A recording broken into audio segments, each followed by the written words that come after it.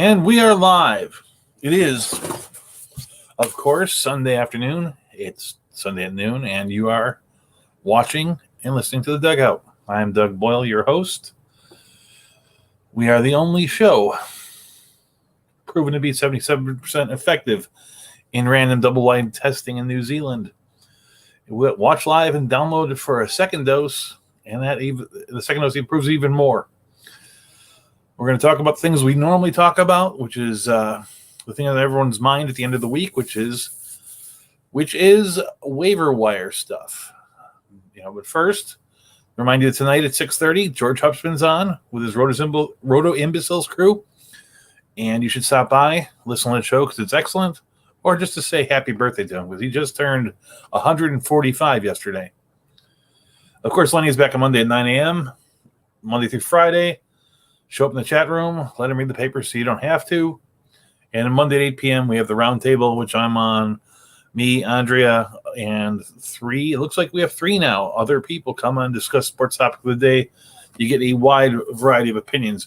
If you want to know what I feel about Tony La Russa and Yerman Mercedes having a feud over old school rules, that's for that show.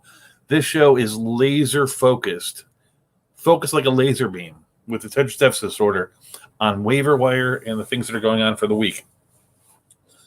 So with that, I was going to start out, but we already have somebody in the chat room asking a question. Someone lists out these 5 pitchers, and they want to know which ones they would take. Dylan Cease, Robbie Ray, Domingo Germán, Luis Castillo, Shane McClanahan. 5 pitchers. And the one I'd want the most is Domingo Germán. He's pitching really well. He's on a team that wins games. He's going to be a very good pitcher. Dylan Cease is very close to that. The only difference between the two is that I believe in Germán's track record a little bit better, though Cease will likely have more strikeouts. The other stuff might not be as good. I would rank Luis Castillo third in that batch, a little step down, because he does have tons and tons of talent, and we've seen it in the past, but it's not on display yet this year, so it's difficult to get too excited about it. But if you get Luis Castillo for free and you're in a position where you don't need to be playing that particular pitcher slot for, say, 3 weeks while you wait for him to figure it out, if he does figure it out, he'd be number 3. Robbie Ray he's always good for strikeouts. He's number 4. And he's doing something pretty good when it comes to walks this year. But that's a new thing, and I don't know how long that'll stick. And then I have McClanahan at 5, even though he might be – no, he's not the most talented of them all. Dylan Cease has more talent. Luis Castillo has more talent. A little bit. But the problem with McClanahan is that he's going to be jerked around on innings by Tampa Bay regardless to protect them, and I don't think he'll add anything in 4 innings a couple times every 6 days. I have a pitcher, Hwang Kim, on my roster who I think is a good pitcher, but he's also only pitching 4.5 innings for some reason, and it's making it as good as he has been pitching. It's making it hard to justify that because I need strikeouts. I need counting stats, and you get fewer in 4 than you do in 6, no matter how good you are. You could have Jake DeGrom pitching 4 innings, and he might not be worth rostering. So let's look at the one interesting thing of the week, as we see at least a couple people in the chat room on the Facebook side. I don't know how many are on the other. I learned last time that I have to make sure I scroll this thing down, which I did not do. Oh, I could put that happy birthday George Hupsman scroll down there. That's kind of cool, huh? On Friday, we hit a milestone people may not have even seen happen, but if you read Baseball Reference and Stats as much as I do, you'll notice that on everybody's page it'll say, when the player debuted, and then it says what number he is as far as debuts in Major League Baseball. And we finished Thursday night with 19,997 people being listed there, meaning the 20,000th was going to come up very shortly, and it came up on Friday night. A little after 7 p.m., Houston Astros debuted rookie pitcher Tyler Ivey, big kid. He came in the game versus the Rangers, scattered 6 hits and a walk, allowed 4 runs over 4.2 innings. He was on pace to lose the game, but his team bailed him out, and he was number 19,998. At about the time Ivey was coming out, relief pitcher, number 19,999, A gentleman named Jean Carlos Mejia, a big 6'5" Dominican righty, came in for the. God, what team does he play for? Oh, he came in for the Indians to mop up in a 10-0 blowout versus the Minnesota Twins. He pitched 2.1 innings, a scoreless ball, allowing 1 hit and striking out 5 of 7 batters. That's a nice little debut for a guy that, if it wasn't for this, we never heard of. And then when the late game started on the West Coast, the Padres were beating the crap out of the Seattle Mariners. They're up 12-0, and the Mariners decided that they would give Tom Murphy, their catcher, a spell because it's no point beating up his legs for no reason. And they brought in Venezuelan catcher Jose Godoy, Mr. 20,000 in the Baseball Reference. And, of course, no one's stolen him, but, of course, in a blowout, you're not supposed to extend the game, so stealing is one of those unwritten rules you shouldn't be doing. And he had a ground out in the 7th, and he walked in the 9th. So this first game is 20,000. If you look it up in the Baseball Reference, they'll mark them all at 19,998. It's a 3-way tie, but chronologically, Jose Godoy came in last. There is an issue with this in that earlier this year, Major League Baseball announced that they were going to be enfolding the entirety of Negro League Baseball into the record books of Major League Baseball, counted as equivalent Major League Baseball. And that would add a lot of players, which means we would have hit 20,000 years ago. Seamheads.com, which does a great job of researching and getting stats on Negro League players, they have about 3,250 Negro League players listed based on the fact that the nature of the way the game was played back then.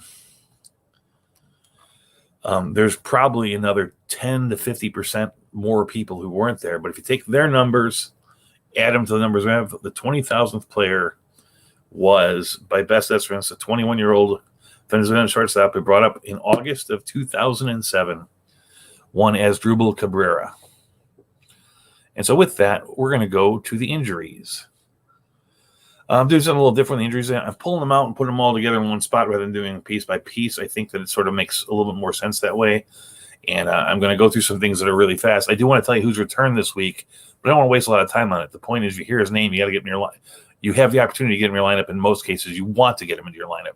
So returning this week, he had David Price, Jurickson Profar, Wilson Ramos, Kiki Hernandez, CJ Cron, Rafael Dolis, Christian Yelich, Archie Bradley, Rugen Odor, Gleyber Torres, Kel Marte, Donovan Solano, Eric Hosmer, Fernando Tatis, Alex Cobb, Matt Joyce, Brock Holt, Steven Strasburg, Brendan Rogers, Anthony Santander, Alex Kirilloff, Carlos Martinez, Tyler Duffy, and Miles Michaelis. If those guys are on your team and you're waiting for them to come back, they're back. Enjoy. On last couple nights, a few of these players sat out this week. Manny Machado sat out Friday and Saturday with shoulder tightness. Trent Grisham sat out Saturday. He was taken out on Friday. He has heel tightness. Colton Wong sat out Saturday with an arm issue. Colton Wong is slated to play today, so he's back today. Dylan Carlson was a late scratch Saturday with back tightness. Victor Robles sat out Thursday, Friday, and Saturday with an ankle issue. And that's Alex Verdugo was pulled on Friday, sat out Saturday with hamstring tightness. The manager over in Boston said that he'll probably sit out until Tuesday. They have Monday off. Jorge Polanco missed Friday and Saturday. He was pulled Thursday. He has an ankle problem. Nelson Cruz sat Thursday, Friday, and Saturday with a wrist issue. And Clint Frazier of the Yankees sat out Wednesday, Thursday, Friday, Saturday to add to the myriad of outfield problems that the Yankees do have. So those are the people who are out but aren't on the IL. But there are a lot of people who are on the IL. And I'm going to start this with the people right now that are on the COVID list. Right now, the only teams that have an issue with COVID that's affecting players are Seattle, Washington, and San Diego. San Diego had everybody return except for Will Myers. Will Myers is still on the COVID list. In Washington, Eric Fetty and Tanner Rainey are out. In Seattle, 2 players that probably don't matter that much, Drew Steckenrider and Will Vest. But the COVID thing is the COVID thing. In any place where there is a COVID issue, somebody else might catch COVID. So those are the 3 places that we're watching right now. As far as injuries goes, Patrick Corbin had an undisclosed injury. I don't know what it was. I meant to look it up this morning, and I didn't because I'm that kind of guy. I'll tell you another little secret. I write all my notes on like these little sticky tabs. Then I copy and paste them into my outline. And I made a note under the relief pitchers that I accidentally deleted. I don't know what it is, and I wasn't about to go find out. So there's something important about relief pitchers. There's something interesting, at least, about relief pitchers that you're not going to find out from me because I don't know what it is. I'm not going to tell you, but I'll tell you other things. And so there are some things out there. The idea is you want to get a show out here that is helpful, but, it would take 10,000 hours to make this perfect. And in 5 hours, I can make it pretty darn good. Danny Duffy, Kansas City, he's on the IL with a left forearm flexor strain. Wasker and Inoa, Atlanta's on the IL, probably gone for quite a while after punching that bench in defeat. And he has a hand fracture. Eric Fetty in Washington is on the IL. Tanner Rainey, as we mentioned before. Taijuan Walker left the game on Monday with left side tightness. In Tampa Bay, Luis, and he's on the IL. Luis Patino of Tampa Bay has a right middle finger laceration. There are 3 people this week who have middle finger issues. That's a new thing for us. All these middle finger issues. Starting pitcher of the Twins, Michael Pineda, is out with an abscess. Those things are a pain in the butt. Maybe that's where his abscess is. Logan Webb of the San Francisco Giants has a right shoulder strain. He's out for no hit man Wade Miley. Is that the right one? In Cincinnati, he's out with a left foot sprain. The big news this week was some dude named, have you ever heard of Mike Trout? He's out with a right calf strain, probably out 6 to 8 weeks. Yeah, that's a tough loss. The guy that's replacing him is Juan Lagares. Michael Conforto of the Mets is out with a strained left hamstring. The guy who's replacing him is Cameron Maybin. Outfield DH Giancarlo Stanton is among the New York injuries. His quad has gotten bad enough that he's put on the IL. That's good news for Brett Gardner. Tal O'Neill of St. Louis has a left middle finger fracture. Two middle finger issues so far. We have 2 people. We've doubled our chat room, which is cool. Welcome everybody. Jeff McNeil is on the IL with the left hammy tightness. Nick Senzel of Cincinnati has left knee inflammation. That leaves more space for Tyler Naquin, who's available in a lot of leagues. In Chicago, my Cubs, they put Jason Hayward on the IL with a hamstring strain, which is good because Ian Happ has gotten hot since his return, and that player missing paves the way for Happ and Horner to play simultaneously. It looked like it was going to be one or the other. Kevin Pillar took a fastball to the face, has multiple facial fractures. He's on the IL. That indirectly benefits Bobby Dahlbeck, but it made them call up Danny Santana, who we'll talk about a little bit later. Lewis Brinson in the center field issue in Miami finally got put on the IL with a left middle finger sprain. That's middle finger number 3. You know what I mean. And then you have Mike Moustakas out with a heel contusion. That has sort of solidified Kyle Farmer at shortstop, and it looks like he's been hitting lately. And the interesting about Kyle Farmer is in Yahoo, he has catcher eligibility. I did not know that. So I looked at him today. Kevin Biggio, the third baseman, who was a little bit problematic in Toronto, has been put on the IL with a cervical spine ligament sprain. Right now, it's hard to say who's going to win that thing. It looks like Santiago Espinal, who's not really fantasy relevant, is going to play third base much, but there's a chance Joe Panic could. And if he's anything like the Panic of old, he might be average help, meaning batting average help. Didier Gores, the shortstop for the Philadelphia, is out with a right elbow impingement. The first guy they always go to is Nick Matan, but that means that the next guy up is Brad Miller. Those guys benefit a bit from that. Wilmer Flores of the Giants has put on the IL with a right hamstring strain, which is good because Donovan Solano just came back, and their best lineup is probably Listella at third, Solano at second, Crawford at short, Belt at first, but they haven't been able to get everyone healthy at the same time. So this gives Solano a place to come in without really disturbing much of what's working very well in San Francisco. Dylan Moore of Seattle is on the IL with a calf injury. J.C. Realmuto of Philadelphia, a very important catcher in fantasy circles, has a left hand contusion. My Mitch Moreland of Oakland has inflamed the costochondral junction of left rib. Who knows what that is? It sounds like it's just a pain thing, but it's still making me reconsider Mitch Moreland just because of the injury thing. And Pete Alonso of the Mets is out with a right handspring. Those are the guys that are out. A couple guys got transferred. Tony Gonsolin of the Dodgers got transferred to the 60-day. It doesn't mean much. He is available to come back. I think it's the 1st of next month. It might be the last day of this month. Tommy Losella, infielder of the Giants, is put on the 60-day. Mike Fears of the A's and Miami's starting pitcher Eliezer Hernandez got put on the 60-day as he's going to a rehab assignment because he's available to pitch on the 26th of this month. So then we get to the recommendations, and this is working pretty well because we're only at 16 minutes, and I'm trying to get this thing down to an hour. So, take advantage of the fact that I talk fast. We do have the live chat room over at LennyMelnickFantasySports.com. And I did get a little bit of critique from one of my listeners saying that I took myself the pauses when there's nothing going on are a little bit excruciating. And I can understand that. So I'm going to try to talk nonstop regardless of what's going on. Because it really is just me, a microphone, and your thing. So notes on the outfielders, which is where we always start. The Mets recalled Khalil Lee and acquired Cameron Maybin from the Cubs. The rumor is that the Cubs got cash for them, which was $1. It was just sort of a move to let Cameron Maybin get a chance to play again. Arizona selected the contract of outfielder Josh Reddick. And people always talk about players out there that have had 30 home run seasons. You might take a gamble on. Reddick has a 30 home run season, but I'm not actually condoning that gamble. It's been a while. But he is a hitter. He's a guy that takes a walk and can bat 300. The Philadelphia sent Roman Quinn down to rehab in Lehigh Valley. The Dodgers have Zach McKinstry, their jack of all trades, rehabbing in Oklahoma City. The Seattle Mariners have moved Mitch Haniger to secondary lineup to bat Jared Klenick leadoff. That's not much of a change for Haniger, but Klenick is the leadoff hitter there. Makes him a little bit more value. The Arizona, Tim LoCastro looks like the loser so far with Ketel Marte returning.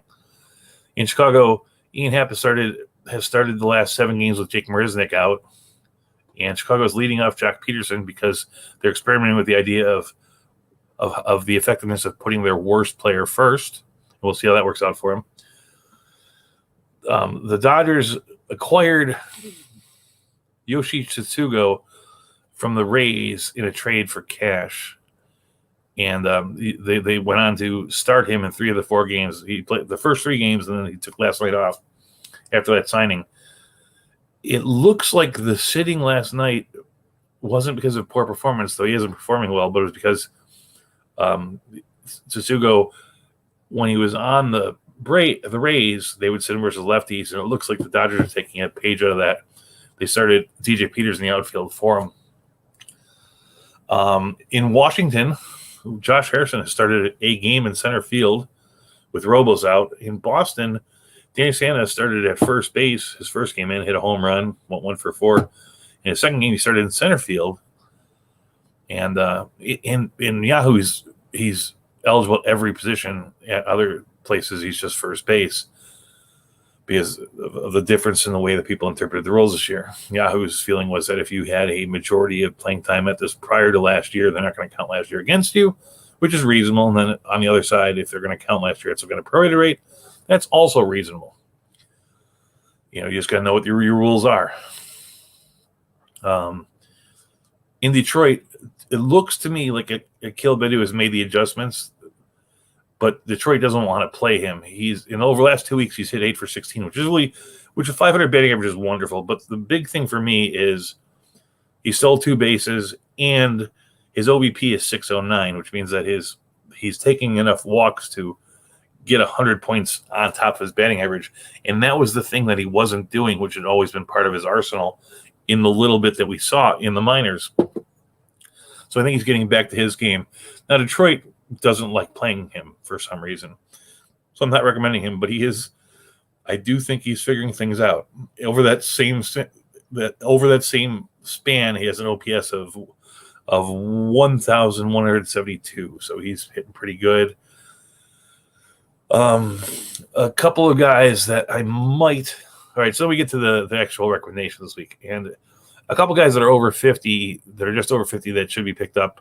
Robbie Grossman should start in 12-team, 10-team leagues on Yahoo. He's only owned at 54%, and Kyle Schwarber's at 55%. He's been hot of late, and with these guys that are the big bopper power hitters that you're buying just for home runs and stuff, you got to kind of get used to playing them when they're hot and not playing when they're not. You know, there isn't a ton of difference between Kyle Schwarber and Adam Duvall. You know, but if right now Kyle Schwarber's hitting, so he's the guy you would start of the two. In Yahoo, the guys that's the two guys that they're really close to 50% that I'm really going to stress should be on. Hey, Andrea, it's good to see you, or hear you, or read your words on a piece of paper. Alex Kirilloff is only owned in 50% of leagues. Antonio Santander is only owned in 47. And before you get to anyone else, those guys are guys that should be on just about every team everywhere. No, it's cool. And now they're saying some things to me in the chat room, and I'm trying very hard to mind the dead space that you'll hear on the podcast version of this. So I'm talking even if I'm just rambling, because nonsense words are better than no words when it comes to broadcasting, believe it or not. So those are the first two guys. J.D. Davis is on a rehab assignment, and he is a guy that should be picked up in most leagues. Third base is so bereft that it's so empty that I would mark him more as a third baseman, but he is qualified outfield in most leagues. There's also Brandon Belt, Adam Duvall, Willie Calhoun, Brian Reynolds, all in the 30s. Willie Calhoun's at 15. But like I said, if I'm pointing to three directly, I'm saying Alex Kirilloff, Anthony Santander, and still Brandon Belt are the outfielders. In the deeper leagues, in the NFBC, it's a lot harder to decide on who's good. And this really strikes me personally because I'm in a 15-team league with 450 players taking, and I took a pretty solid hit in my outfield this year between Kilbadu not playing, Cole Calhoun getting injured twice, and then Luis Robert getting hurt. So my fourth outfielder is Adam Duvall. My fifth outfielder is Mike Tauchman. Not the kind of thing that would excite you, but in these deep leagues, that's the kind of guy that you're going to be playing. So I'm looking at this and saying, who would I play over Mike Tauchman? And the reason I talked a little bit about Kilbadu is that he's dropped down to 49% owned. If they actually get around to playing him, he deserves to be owned more than that. But right now, because he's only playing 3 games a week, I can't fully justify it. Though the truth is, you could do worse. The other guys in these deep leagues are almost unowned, and they're the guys that are like at 5% owned because of what's going on in New York. Brett Gardner is available. At 5% owned in San Francisco, you have Darren Ruff, who's the guy that's taken most of the time that Brandon Belt has missed. The truth is, if you added Brandon Belt's numbers to Darren Ruff's numbers, and Darren Ruff has played 8 games at first base now, you would have a 240 hitter with 34 runs, 14 home runs, 36 RBIs, and 3 steals, which would be very comparable to what Shohei Ohtani's doing. I'm actually considering picking up Ruff for $1 to be my other first baseman, to be the guy playing corner infield when Brandon Belt's not playing. Harold Castro of Detroit is on a bit of a hot streak. He's hitting over 400. He's the kind of play you might pick up if you just want to get a little bit of an average boost you're waiting through, but he's not a long-term solution. And then you have the 20% owned, which we mentioned, Cameron Maben and Josh Reddick. The Mets traded for Maben, and they batted him third, which means they think that there's something there. And the truth is, Cameron Maben is only a couple years. He didn't really do much in 2020, but in 2019, did I mark that down? He was injured for parts of 2019 too, but he's a guy that has good on base skills, will steal some bases and hit a few home runs. And I actually think that of what I would target of this, I would actually target Cameron Maben, even though he's starting out 0-9, because that's not who that player is. And then the other player is Josh Reddick. But if I had to recommend the guys, I would go with Brett Gardner and Cameron Maben.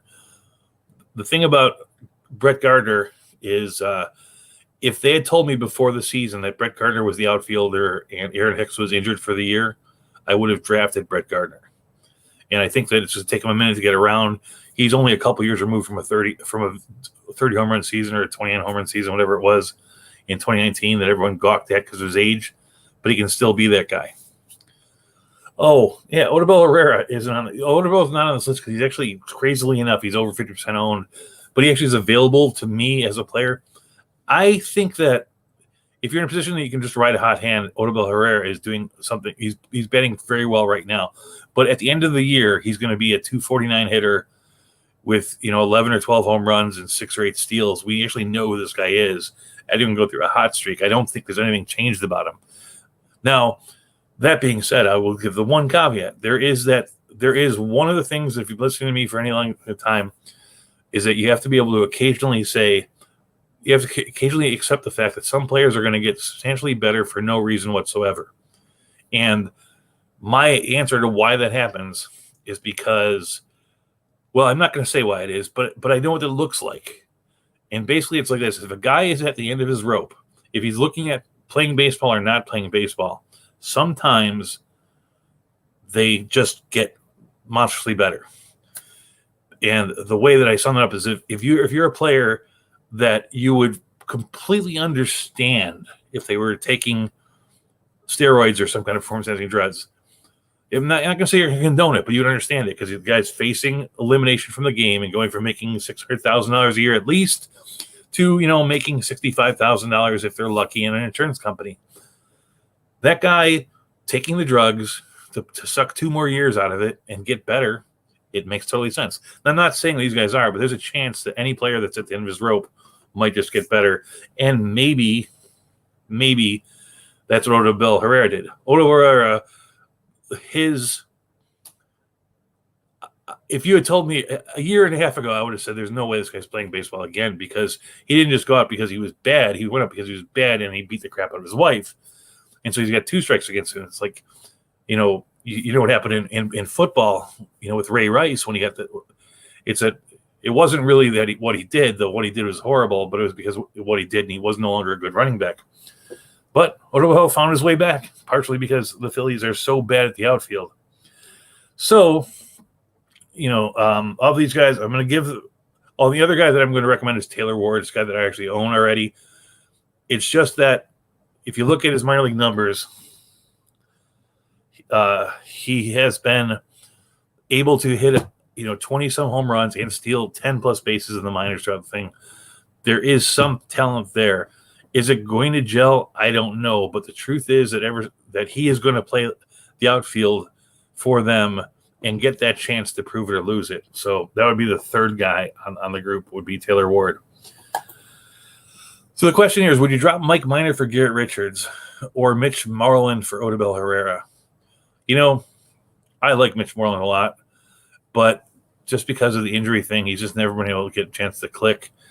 I would drop Moreland for Odubel Herrera if the outfield helped me, realizing full well that in 3 weeks I might be doing the reverse and picking Moreland back up for Odubel Herrera. The nice thing about Mitch Moreland is that most people don't like him. So you can drop him and pick him up and drop him and pick him up, and it doesn't really matter. No one else is bidding him but you. I wouldn't drop Mike Minor for Garrett Richards. I think that there's a lot more good coming in Mike Minor, and Garrett Richards is never proven to be able to sustain this sort of thing. If it's in a league where you can easily move in and out of the waiver wire, go ahead and do it. But otherwise, I think Mike Minor is going to give you, at the end of the year, substantially more good innings than Garrett Richards are, even though Garrett Richards' high points are probably going to be higher. You got to remember that Mike Minor does have the advantage of playing a lot of bad teams in the American League division that he's in. Anyway, we'll go through that. So my recommendations were Kirilloff, Santander, Brandon Belt, Taylor Ward, Brett Gardner, Cameron Maben. I'm going to probably bid on Cameron Maben myself this week. I'm going to put in I'm going to put in a bid on Odubel Herrera too, but it's not going to be, I want this guy. It's going to be to keep them honest. It's $1,000 league, so I'm probably going to bid like $18 just to make sure that no one's getting him for $1. Yeah, but I bet somebody will bid 30 or 40 for him this week. Which brings us to third base and first base. A lot of lineouts there. The Dodgers, of course, acquired third baseman Yoshi Tsugo from Tampa for cash. The Mets have sent J.D. Davis, that's why I recommended him before, to rehab at Syracuse. The Mets, Jonathan Villar, batted leadoff the last 3 games. The Pittsburgh's Cabrian Hayes is sent on a rehab assignment to Indianapolis, and Kansas City sent Hunter Dozier to rehab in Omaha. I'm going to stop right here because I want to talk about Hunter Dozier just for a second, because he's batting 139, which is the lowest qualified batting average in the league, and I'm actually seriously considering picking him up because if you actually look at his batted ball data, 2 years ago he had like 26 home runs and a few stolen bases. You look at his batted ball data, he's like in the top 25 in hard hit balls, top 23 in barrels. His batted ball profile admittedly isn't going to make him a 300 hitter, but he should be hitting in the 230 to 250 range with a lot more power than he is. And he was dropped in a league, in that 15-team league. And I'm thinking about, that's where my real question is, do I want Hunter Dozier in a bench spot for a week and then have him replace Mitch Moreland? Because the truth is, they're pretty similar players. I like Moreland a little bit more because he's always been my guy, but Dozier is still, if a guy that has a track record of being a decent player suddenly hits 139, there should be an explanation for it. Are they shifting him more? Did he not recover completely from a wrist injury or something along those lines? He's not going to finish the year 139. So that's why Dozier, he's not a recommendation. He's a kind of a closet recommendation. When you're recommending players, there's 2 types of players that you can recommend. You can recommend the guy that's hot now, and you can recommend a guy that you think is going to bounce back. And we're at the point in the year where the hot now guys that are unowned are just really not all that exciting. I'm excited about Eric Skurloff at 50% owned, and I'm really excited about him. He should be picked up. I picked him up everywhere I could. But there's not a lot of those players out there. At first base, the Dodgers signed Albert Pujols, so when he promptly went and played 5 of the next 6 games for him. Things might change a bit when Bellinger gets back, but for now, he's one of their main cogs in the Dodger lineup. As long as we're talking about Albert Pujols and the grand old hymns, I do want to say that Miguel Cabrera in the last 2 weeks is hitting .325 with 2 home runs and 11 RBIs. So anywhere where you consider Pujols, you probably want to consider Cabrera.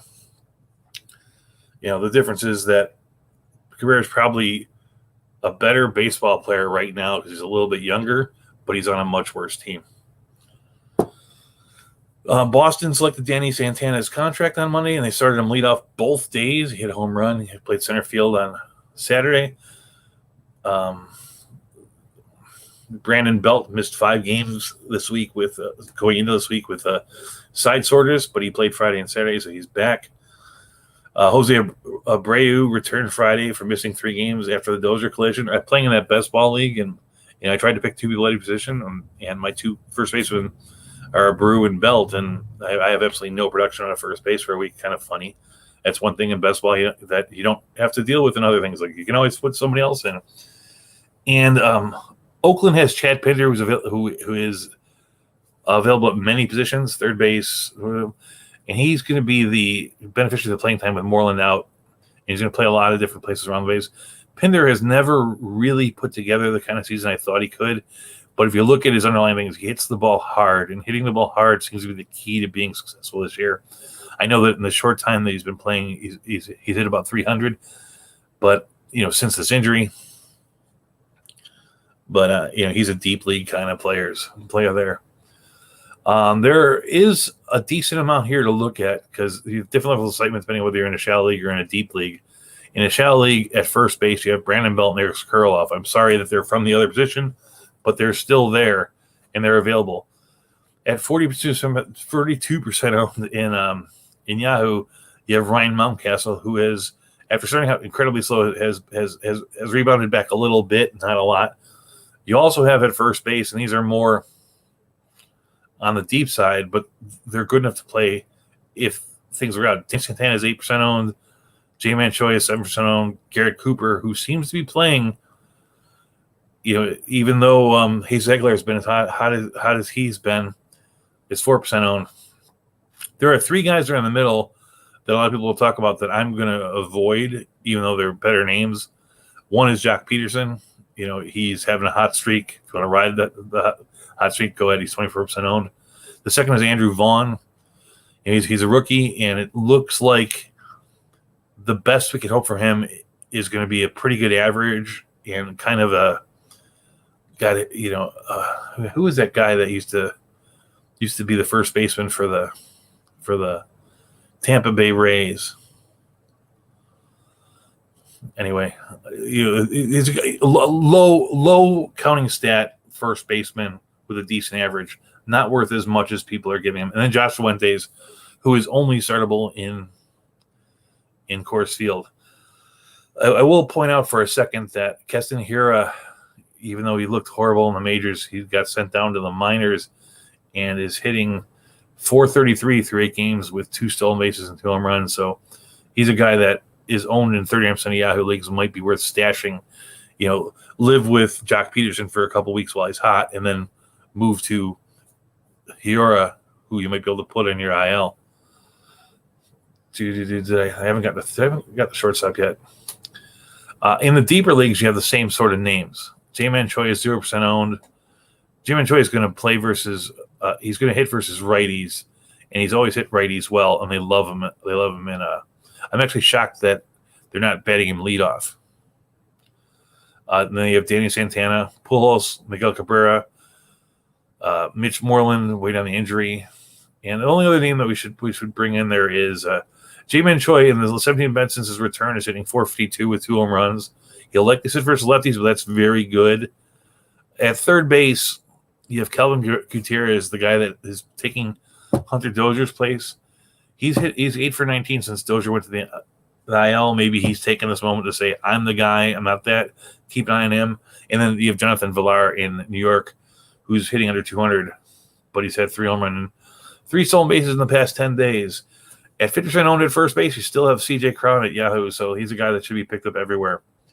So the question is, who am I recommending? In deep leagues, I'm recommending Kirilloff, Belt, and Mountcastle. In the shallow leagues, I'm recommending J-Man Choi, Danny Santana. I can't really give a full-throated endorsement to a third one, but those 2 guys should be picked up. It's not a guarantee they're made good, but Danny Santana is 2 years. He was hitting 450. He was hitting .450 in the minor leagues this year, and in 2019 he had 28 home runs and 21 stolen bases, and he was a guy that was being drafted in the top 100. That sort of somehow in a 60-game season where everything was totally screwed up, people gave up on him. So those are the things. Those are my recommendations. I did see there was a question in the chat room, which I'm going to go to there. Should I pick up the new Tampa shortstop? Never heard of him. Taylor Walls. What's good? Because I'm going over to shortstop. Taylor Walls, by the way, if you caught my meaning, Jose Godoy was the 20,000th player ever to play Major League Baseball. Taylor Walls was the 20,001st player to play Major League Baseball. He was actually the reason they called him up is because he was hitting very well in the minors. I think he was batting .327 over the certain amount of games that they have. Was he a really big prospect? No. Should I pick him up? I think that there are enough players of better talent on Tampa Bay that I'm avoiding already because they jerk around with playing time. I would love to be able to feel like Joey Wendell's going to play enough, but he doesn't. I would love Manny Margot play enough, but he doesn't. It's like if you're not Arozarena or the catcher, or they actually do like Yandy Diaz more than you would think. There's about 4 or 5 guys there, Brandon Lau, who get all the playing time. I don't see Taylor Walls doing that sort of thing. He plays well, but he plays it's like any given night. There's only 4 guys there's only 4 guys that are on the Tampa Bay Rays that play 5 out of 7 nights. I looked it up. Joey Wendell is on the cusp of that, and there are some guys there where the talent might be, the numbers might be good enough. But yeah, Joey Wendell's good enough for very, very deep leagues because it's better than having a guy that plays 4 good nights is better than starting somebody like Elvis Andrus who gives you 7 bad nights because of the harm at average and really not giving much. And the truth is, Wendell will probably steal as many bases as Andrus does and beat him at the other spots. But if you had a decent, shortstop, which there aren't a lot of them that play that aren't like if there's a Jorge Polanco available, which I do see he's available in 47% of Yahoo leagues, I would take Jorge Polanco over him. Anyway, yeah, in deep leagues, no doubt, Joey Wendell plays enough because what he does in the time that he's there, even though it's not the majority of the time, it is the majority of the time, it's not in the same level as somebody that plays every day. He is much like J-Man Choi. J-Man Choi will not play every day, but he will give you enough numbers that he will be worth having on your team. Anyway, so at shortstop, you have Cleveland optioned Andres Jimenez to Columbus this week. Alberto Mondesi of the Royals is rehabbing in Omaha, so the days are numbered for mediocre Nicky Lopez. Milwaukee acquired Willie Adames and Trevor Richards for relief pitchers Drew Rasmussen and J.P. Fires. And the one thing about that is, like, Willie Adames, just to put it in the thing, it is actually improved by going to the Brewers because at least in the short term, until he shows that he really can hit left-handed pitchers, he's going to play more than he did in the Rays because that's the way the Rays jerk players around. Is it a better move? Who knows? Is he a better player for it? Definitely not. He's the same guy. But Willie Adames, his value has improved. Is it improved enough for me to take a shot on him? No. The Tampa Bay called up shortstop Taylor Walls, and the Dodgers, Gavin Lux, has now last week crossed 10 games at shortstop. He's up to 12, so he's shortstop eligible in most all leagues and will be next year at Yahoo. At second base, the big call-up this week is Brennan Rogers, and I think it's going to push Josh Fuentes to the bench, at least he did the first day. He had an 0 for his first line out, but his second line out, he had a couple hits and dropped him 3 runs. He's a guy that should be owned. Matter of fact, he was too owned to be on this list, even though he was hurt. Well, I guess because he came up and there were a lot of daily leagues. Colton Juan sat out with an arm issue, but he came back in. Wilmer Flores' injury frees room for Don Solano. Though Solano was batting deeper in the lineup earlier in the year when I was really, really pro Solano, he was batting third in this lineup. Now, I don't know whether they're easing him in by batting 6th or 7th, but that's what they're doing. And they're actually making sure Dubon gets some time. And Wilmer Flores' injury can't be too serious because he was seen taking grounders before last night's game, sorry. The Baltimore called up Stevie Wilkerson, who a couple years ago was fantasy productive at second baseman if you were in a pinch. That's why I bring him up. It seems like Baltimore hasn't been able to figure out the second base situation. I'm not recommending you pick up Wilkerson, but he's definitely a watch on that team, and in AL only leagues, he must like a flyer because of their second baseman. I like Pat Fleca the best, but no one wants to jump up there, and no one at this point, Rio Ruiz, Pat Fleca, Steve Wilkerson, is worth picking up. The Wilkerson might develop into that.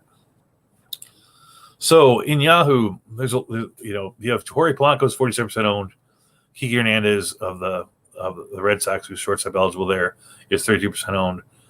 Jonathan Villar is 37% owned. Nico Horner is 33% owned. You have those 4 shortstops.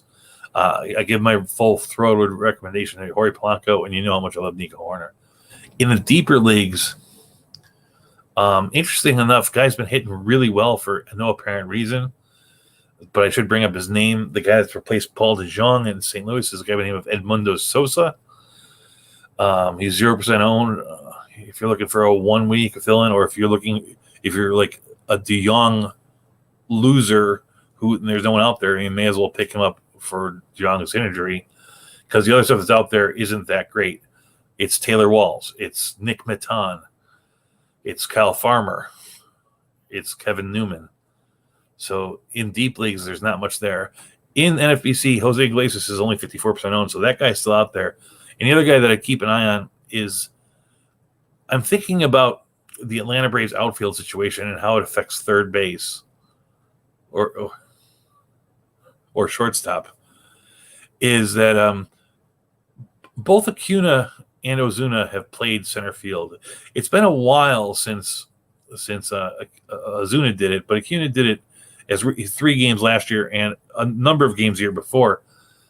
And Austin Riley has shown enough at third base, but to deserve to play there. But they can move him to the outfield, and that could give room for Orlando Arcia, who you should watch. The guy is tearing the crap up out of the minors.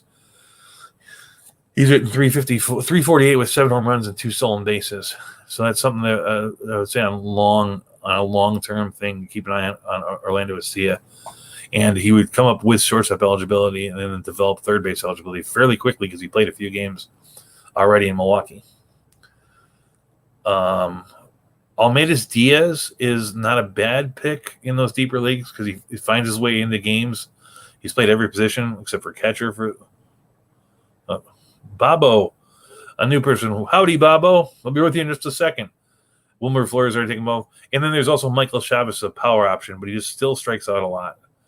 And I think when the smoke clears, I think Danny Santana is their first baseman in Red Sox world. And Michael Chavis might be their second baseman. It's between there's only one spot for Chavis and Dahlbeck, and I worry a lot about Dahlbeck, even though I've drafted him in a lot of places. So I have no real recommendations in FBC other than Jose Iglesias, 54% owned. He probably should be drafted if you're looking for a short-term stopgap. Kevin Newman showed some stuff last year. It's not hitting right now. It's a buy low thing. Maybe Nick Matan, but that's it. Bobo says, howdy, all. Thoughts on Yohan Moncada going forward? You know, he's one of those players that that people have a love-hate relationship with. We really thought he was going to be a whole lot better than he is, but it doesn't mean he's not good. And third base is not that deep, so he has some value there. Are there better third basemen? Yeah. Did I draft him in any league? No, I wouldn't draft him because I thought that he was overranked this year. And there were the guys behind him, namely the big 3 third basemen. I mean, were Turner, Donaldson, Bryant were all being underdrafted. And why take Moncada with an 8th round pick when I can draft Bryant in the 12th or Turner in the 17th? And it was that sort of thing. But he was a guy that came out and said that COVID wrecked him pretty hard. And some people don't recover from very well. I have no idea how he's actually doing this year. I know from hearing from Andrea in our discussion, she's somebody that has a team or two with him on it that she is very frustrated. Look at the situation. It screwed up last year, recovering from COVID, and on a team that was going to be one thing, but of course they lost 2 of their 3 best hitters with Eli Jimenez and Luis Robert, so he has a very different look and feel than what it was. There's a lot more pressure on Moncada to perform. If I need a third baseman and he was in the waiver pile, I would pick him up in a second. But would I drop, guys that I own like Turner or Donaldson? Nah. I think that he was preseason rated like the 8th best third baseman. In reality, he should have been about 15th. If that means anything to you, it's like there are a lot of guys that I'd rather have than him. And Andrea says Moncada is getting better. That's true. But that's my opinion on Moncada, is I think that we had too high of expectations for him. And the other thing that kind of hurts is he's not stealing bases. And that was a big part of he was a kind of third baseman. He was a kind of baseball player that looked to be like a 12 to 15 home run, but possibly 30 stolen base guy, and was going to get his value from that. And without it, that's the reason why there's a discrepancy in his preseason ranking and who he actually is. So that's it. That's my shortstops. Jorge Polanco, Kiki Hernandez, Jonathan Villar. And Jose Iglesias, but nothing really strong over Jorge Polanco. At catcher, I'm amazed at how much time I want to spend on catcher just because there's so many interesting things that happen there. As meaningless as it is, it would be like in fantasy football, devoting 15 minutes to kickers. But kickers are important. So anyway, in Yahoo, I'm really puzzled by the fact that Omar Narvaez is less than 50% owned. That's my one grand recommendation from the catcher slot. The Braves this week acquired Kevin Smith from Tampa Bay for cash, which means that Tampa Bay completed 3 trades this week, all just for money. And they DFA'd Jeff Mathis, but he's the new backup to William Castillo. Alex Jackson from Atlanta is in Gwinnett rehabbing. And as soon as he's ready, he's got to make that 45-minute drive to the stadium. It's a bear coming across the top perimeter. Alex, you're making that run. Seattle DFA Luis Torrens, which one of my guys that was preseason big on was Tom Murphy, which means that Tom Murphy has won that battle. Their other catcher is Jacob Nottingham, who's been waived and moved around, and actually Seattle's so hurting for players that they've been playing Nottingham at first base. Cincinnati, speaking of first base, Cincinnati has been playing Tyler Stevenson at first base. I didn't even notice this, and he's batting third, fourth, or fifth the last 3 games. Whenever you can get a catcher that can play more than just catcher kind of games, that's a big deal. He's actually 87% owned in NFBC, though he's much less owned in Yahoo. But he's over 50. Maitland's Thomas Nido has caught 5 of the last 8 in New York, and I have a personal interest in Thomas Nido. So, but I think that he's a pretty good hitter, and he's pretty decent there. He's interesting. With Detroit Wilson Ramos returning to Detroit, but he's played 4 or 5 games at DH, and it looks like Wilson Ramos is going to play DH and not catcher, which leaves that catcher spot available for the return of Grayson Grenier. But right now, Eric Haase and Jake Rogers, and Eric Haase has some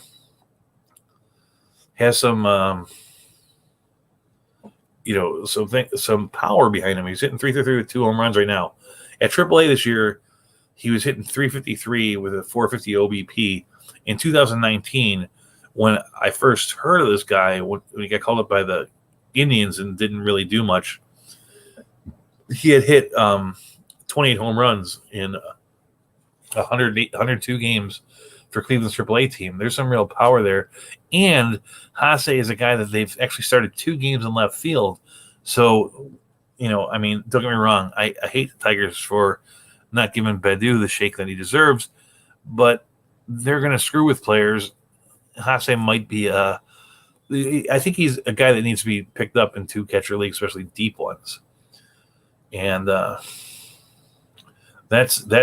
William Gutierrez is 25% owned, Mike Zedino is 29% owned, and Kyle Farmer in Yahoo is 11% owned. And I think just on the volume that he can get if he's a starting shortstop playing catcher might make up the difference. Certainly in 2 catcher leagues, maybe even in 1 catcher leagues. In FBC, I'm going to give a back-end repetition to Tom Murphy, who I still think has a lot of talent and a lot of power. He hasn't seen much this year. He's batting about 130. I understand it, but sometimes you buy low. The other 4 guys in FBC that are looking for a catcher are Eric Haase, 0% owned, Jake Rogers, 0% owned, Thomas Nido, 0% owned. Though Thomas Nido is actually on the COVID list, and I missed that earlier. And then Austin Allen has come up for Sean Murphy in Oakland, and he hit 330 with 20 home runs in 2019, which is his 3rd consecutive year of at least 20 home runs and a batting average of 283 or better. There was a question here. No, there wasn't. Diaz. No, McCann is actually a good player. McCann last year not only hit among the best in all of baseball, he was actually a finalist for the Golden Glove at catcher, and it's amazing what's going on there. I don't think that McCann sucks. I think that the Mets can ruin people. Look what they've done to Lindor. It's like people go there and they just get bad. I don't know what it is. Jason Bay. Jason Bay went there and he was terrible. Who went? Probably the only guy that, remember how good, people say that these guys leave New York, like Justin Turner and Daniel Murphy, and they get good when they go somewhere else. But it really could be the Mets keeping him down. Whatever they do, and they feed him rat poison or something, and they tell him that you should swing at every pitcher. I don't know what it is, but McCann is better than what he's doing in there, And I'm kind of half joking, but I actually kind of avoid Mets hitters because of just that thing. It's like Citi Field was always a stadium that suppressed strong numbers. I think that it would have been realistic before the season, even though I didn't do it, to look at Francisco Lindor and say, he's gone to the Mets. He's not going to hit 30 home runs. He's going to hit like 21. And then I would have ranked him accordingly. I missed that one. Well, I mean, the other thing about how horrible he's hitting is that it's been a month and a half, and a lot of people are hitting horribly. It's just the nature of the game. Things are getting better for hitters. Hitters have raised the batting average. Hitters have raised the batting average 4 points over the last 2 weeks, and I think that the batting average for players is going to be pretty decent. Thomas Murphy sees Luis Torrens DFA'd, and that's really only it. So the catcher stuff is basically that. Eric Haase is notable because he's going to play more than just catcher. Kyle Farmer is also notable in Yahoo for the same reason. Omar Navarro should be picked up, and that is the entire world of catchers. I would take Herman over Castillo. I would take Domingo Herman over Castillo as long as Herman's not injured. Every day of the week and 6 days on Sunday, every year of the game. Castillo is just one of those guys that he's a good pitcher, but everyone acts like he's a great pitcher. He is the Omancada of starting pitchers. Then we get to starting pitchers. Jake Odorizzi is rehabbing in Sugarland. Elias Hernandez is rehabbing in Jacksonville. That's the Skeeters in Sugarland and the Jumbo Shrimp in Jacksonville. Noah Syndergaard is over in St. Lucie. For a couple of nights, the St. Lucie Mets had DeGrom, who's rehabbing in St. Lucie, and Syndergaard, which was probably the best Class A team ever. Arizona called up Corbin Martin. Some people got really excited about it. I really didn't. Tampa Bay recalled Brett Honeywell, who I'd be more excited than Corbin. I would be more excited about than Corbin Martin, but I'm not excited about that. Minnesota recalled Randy Dobnak, and I think that I'm a little excited about that. Dobnak did some nice things last year, just figuring out how to get people out. They tried him in this kind of in-between role, which didn't really work out for him. But as a starter, I bet he's going to surprise us with what they're doing. Cleveland optioned Tristan McKenzie to Columbus, leaving with no fifth pitcher. I don't know who's going to be their fifth pitcher, but it's not going to be Tristan McKenzie, and so that means there's an open spot on 26. Maybe it's going to be some kind of bullpen game. Philadelphia recalled Spencer Howard, though he's a bullpen arm, top prospect. Arizona sent Tyler Widener to rehab in Reno, so he's on his way back. And amazingly, San Francisco Giants selected the contract of Scott Kazmir, who was once a good pitcher for the Tampa Bay Rays when we were all much younger people. Now, there's a handful of names here that are actually fairly interesting considering this, and that's the neat thing about the pitching side of the game is that a player that is 5% owned can be interesting in the shallow leagues too, because you're just looking for good outings, and you know that you're going to cycle through pitchers. That's what people do. And so right now in Yahoo, 49% of people own Framber Valdez, and he's very close to returning. 47% of people own Rich Hill, who's a recommendation.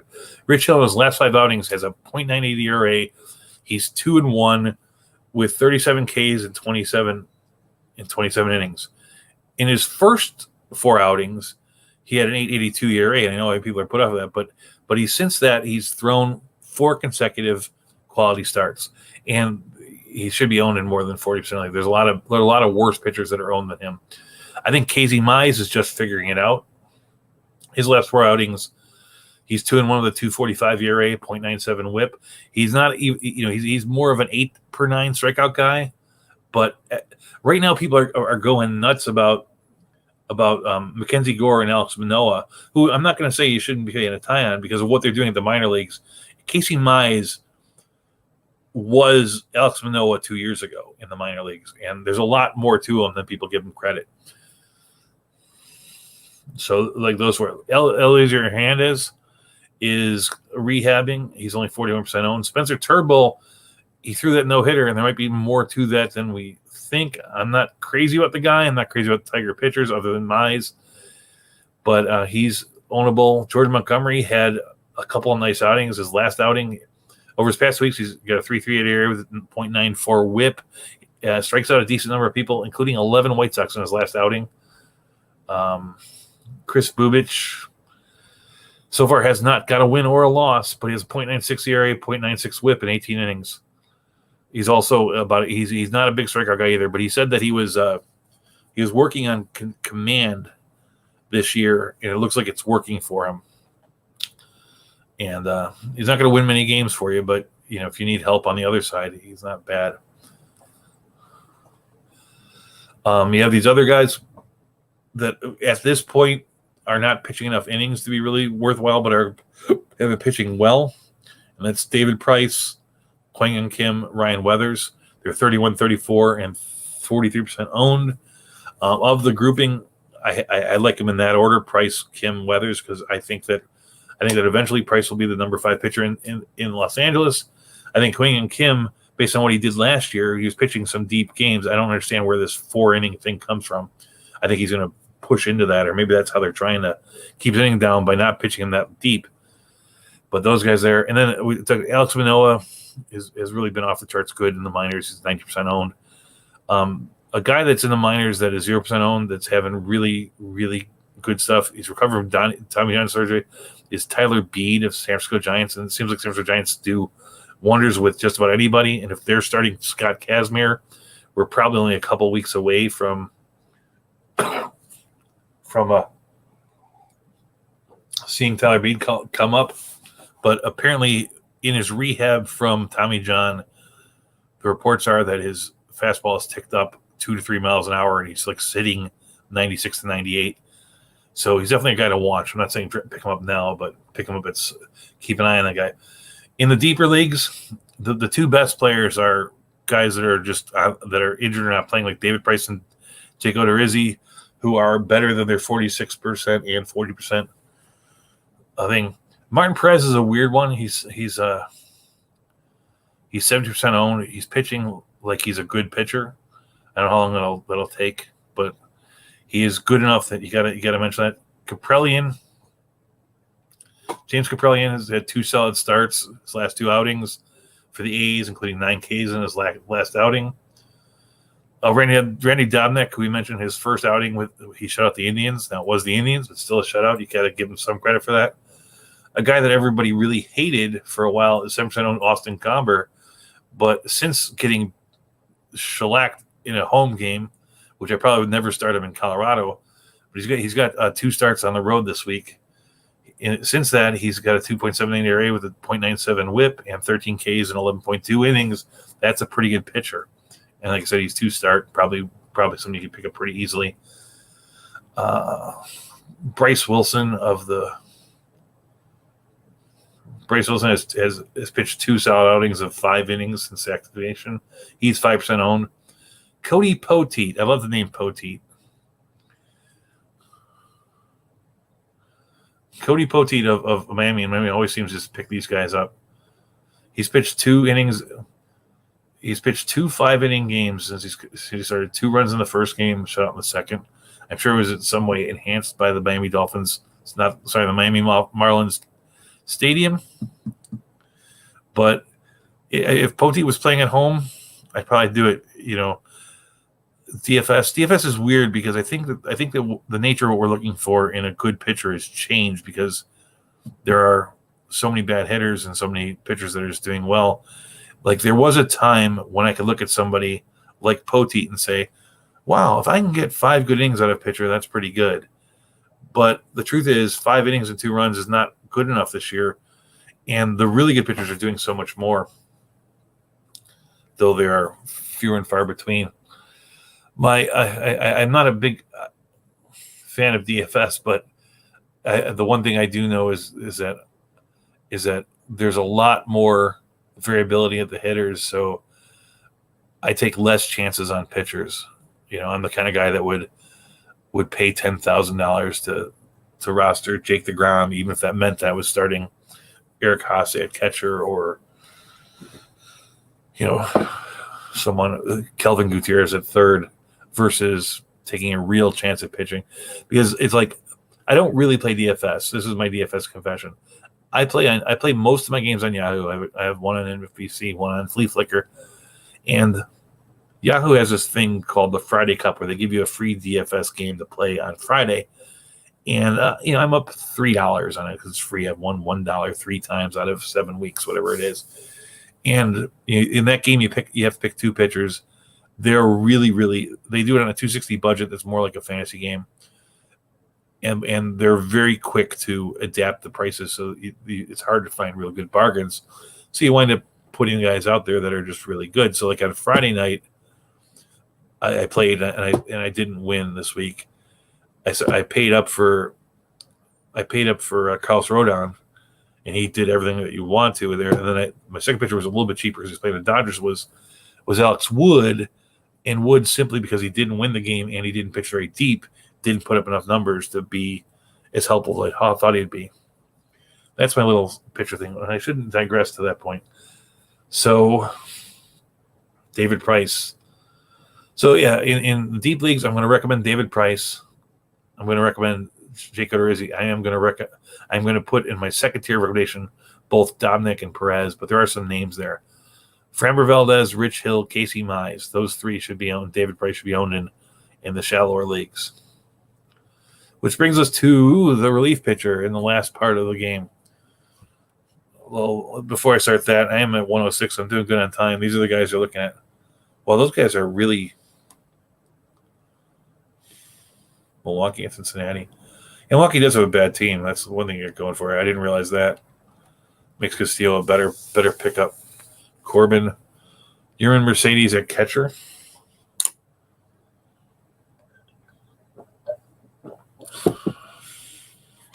I own Whit Merrifield in a league, and he's been cold of late. You should double check that one.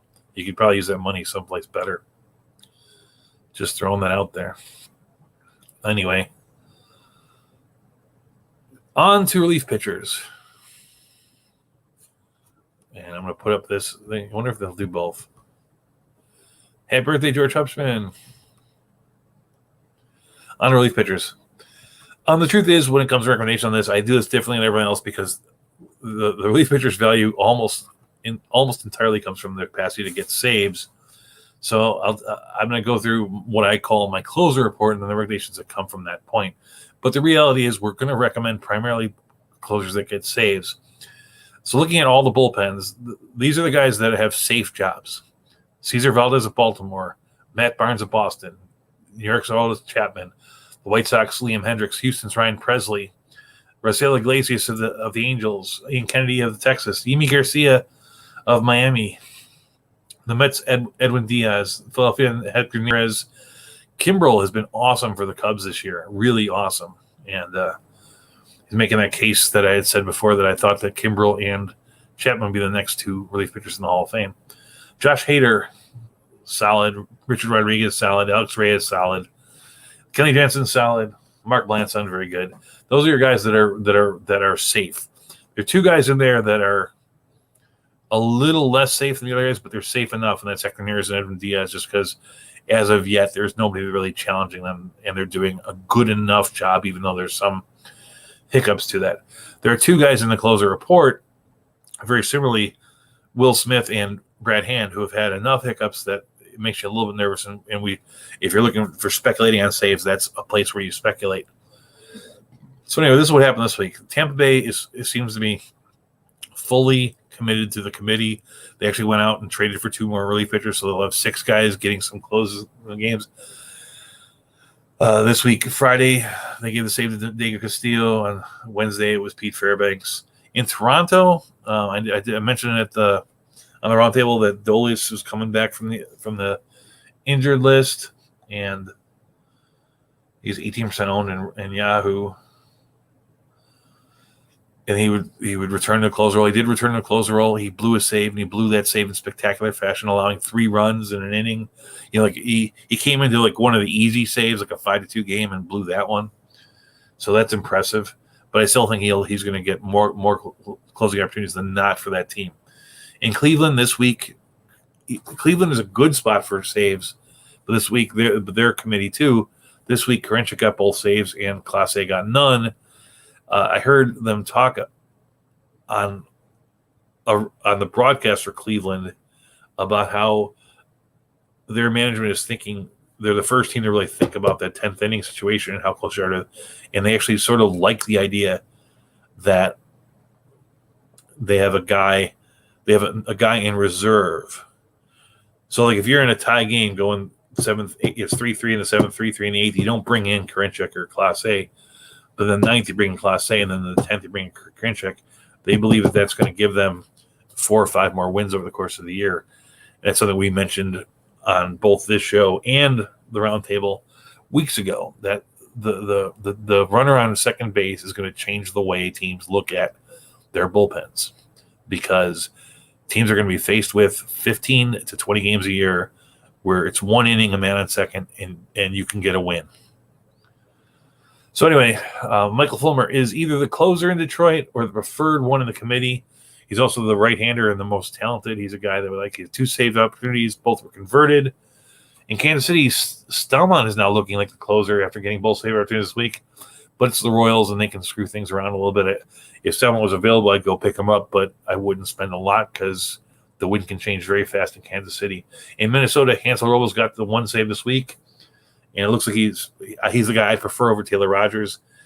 I don't want Alex Colomé, though all 3 of them are in there. I think that Robles has very easily stepped into Colomé's role, meaning he'll be the primary closer, though it doesn't mean that Taylor Rogers won't get any chances based on situation and his left-handedness. In Oakland, it's still Jake Diekman and Lou Trevino. No opportunities this week. Kendall Graveman in Seattle is a closer by talent and by Rafael Montero's attrition. They've had no chances this week. I worry a little bit that Seattle might give Eric Swanson Montero's role. So many teams are getting into that idea of having more than one, and Eric Swanson's a name that might steal some saves there. Atlanta, Will Smith's the closer. I've owned him. He looked really good this week. He's rated the ship. His 3 outings beforehand were not that good. Chris Martin would be the speculative ad there, and he's available in a lot of leagues. Brad Hand is the closer in Washington. He has got 2 saves this week. And Daniel Huston would be the speculative ad there, but like I said, he's pitched well this week. Cincinnati has had no chances this week, which is perfectly okay because we have no idea who their closer is. It could be TJ Antone. It could be Sean Doolittle. It could be Amir Garrett. It could be Lucas Sims. It could be Heath Hembry, who's actually had their last save chance that they had and converted. I think that Amir Garrett is a guy worth looking at because it's come out that in their film work that he may have been tipping his pitches, and since he's done something to protect the ball as he's going into his motion, he's pitched almost perfectly since then. It hasn't been that many outings, like 3 or 4 outings, but I think that he was the one guy in that group who I thought could actually run away with.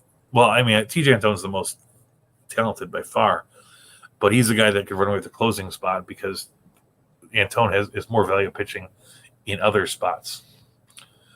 Arizona, Steven Crichton appears to be the closer, but that bullpen is bad, including him. Same goes for Daniel Bard. He's still the closer. He's been bad with an ERA over 5.